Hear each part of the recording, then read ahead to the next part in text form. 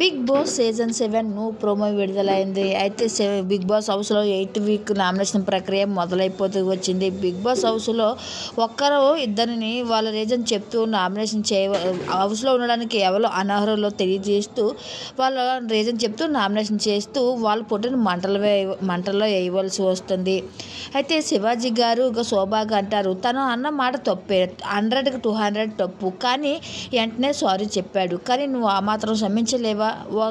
ఒకరు ఎప్పుడైనా తప్పు చేసి వారు క్షమాపణ అడిగినప్పుడు మనం క్షమించే గుణం మనకి ఉండాలి అని ఇక శివాజీ శోభ కనుక శోభ అంటుంది, మీకైతే ఉందేమో ఆ మనస్తత్వం, నాకు లేదు అనేసరికి నువ్వు చేసే పద్ధతి సరికాదని అప్పుడు తన పొట్టును మంటల్లో వేయడం జరుగుతుంది. దానికి ఇక శోభ రీజన్ సరిగా చెప్పరు కానీ నామినేషన్ చేసేస్తారు అంటూ ఇక శివాజీకి అనడం అయితే జరుగుతుంది. ఇంకా ఆ తర్వాత గౌతమ్ ఇక పల్లవి ప్రసాద్కి నామినేట్ చేస్తూ పూజ ఏటన్నది, ఒక్కసారి కెప్టెన్ అయ్యావు, రెండోసారి కెప్టెన్ అవకాశం నీకెందుకు అనేసి అంటాడు.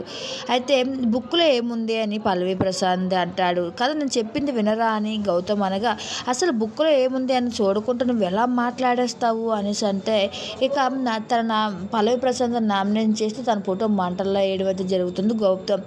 దానికి పల్లవి ప్రసాద్ చాలా రియాక్ట్ అవుతూ, నువ్వు మంటల్లో నా ఫోటో వేస్తే నా ఫోటో కాలడం కాదు, నా నొప్పుల్లో గుబుగు అంటుంది అంటూ డైలాగులతో అతన్ని ఆకట్టుకుంటాడు. అయితే ఇక అలాగే ఇక ప్రియాంక వచ్చేసి శోభాకి నామినేషన్ చేయడం అయితే జరుగుతుంది. బోలా మాటలు ప్రియాంక ఎక్కిరిస్తూ, ఎటకారంగా మాట్లాడు, నువ్వు మాటలు జోరుగా ఇసిరేస్తావు, ఆ పక్క వాళ్ళు అర్థం చేసుకోవు అంటూ తన ఫోటోని మంటల్లో వేస్తూ నామినేషన్ చేయడం అయితే జరిగింది.